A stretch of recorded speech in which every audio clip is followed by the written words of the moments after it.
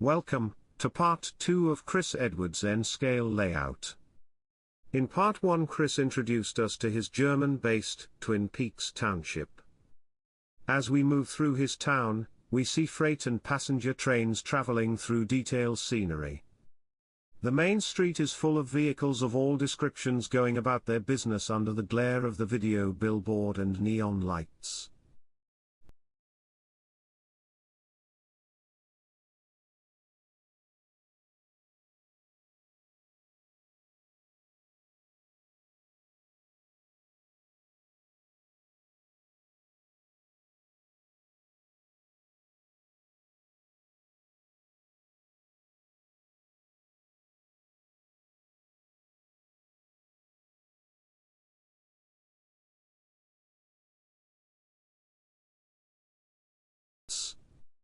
We head up to the spectacular snow-capped mountains above the town.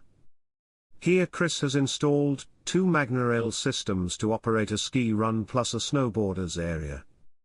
We watch the gondolas make their way up the cables, taking snowboarders and skiers alike to begin their adrenaline-filled runs down the mountainside.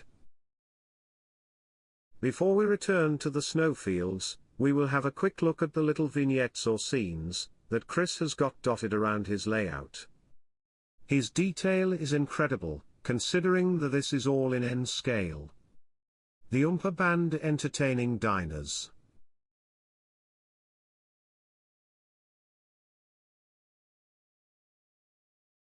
The challenging multi-level mini golf course is very popular with tourists and locals alike.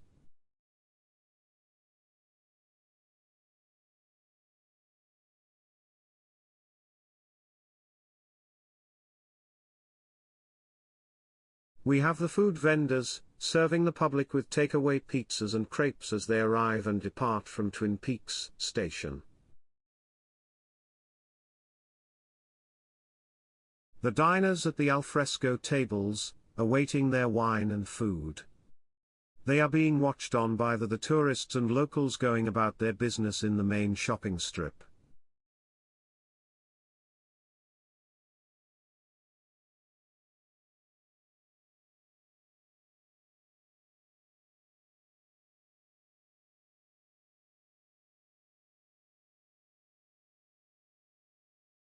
Twin Peaks is one of those layouts that you can spend ages finding all the hidden treasures. Chris is a top storyteller and interpreter of the people of Twin Peaks as they enjoy their day in town. His DCC-controlled trains are timed to have a constant stream of freight and passenger train movements. Chris has used a significant amount of pico boards, as well as time-adjusted relays, to create a smooth running operation without too many hiccups.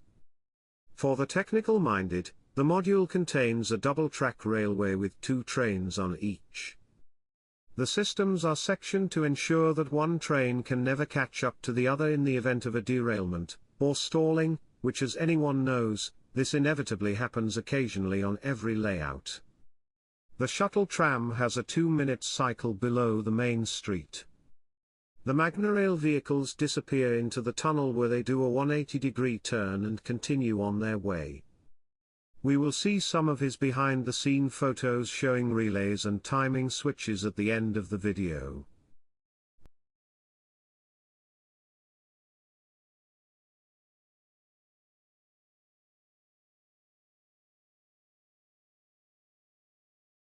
The construction of the ski field module was engineered so that the Magnorail section can be removed for transporting. This enables the layout top section to fold over on a mid-section hinge. Chris's top section, when folded down, creates a 1,500 mm long by 800 mm wide and 600 mm high box for transportation. Compressing the ski mountain into the limitations of the module proved to be rather difficult for Chris. A proposed T-bar lift proved to be impossible in the constrained space, so Chris opted for a gondola to do the movement of skiers and snowboarders up the mountain. A Brawa gondola formed the basis for Chris to scratch build the motor and cable mechanism. There are 2 Magnorail ski runs on 2 levels which were also limited by the module dimensions. A highly geared low-voltage motor controlled by a Raspberry Pico board with a 30 seconds cycle is the motive power here.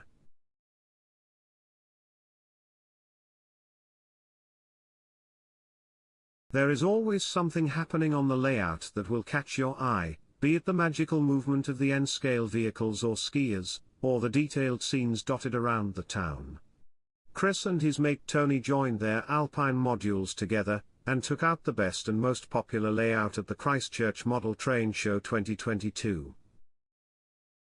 When Tony returns from a trip, I will see if we can get his permission to do a video of his layout, which is of equal standard to Twin Peaks and complements it when joined together.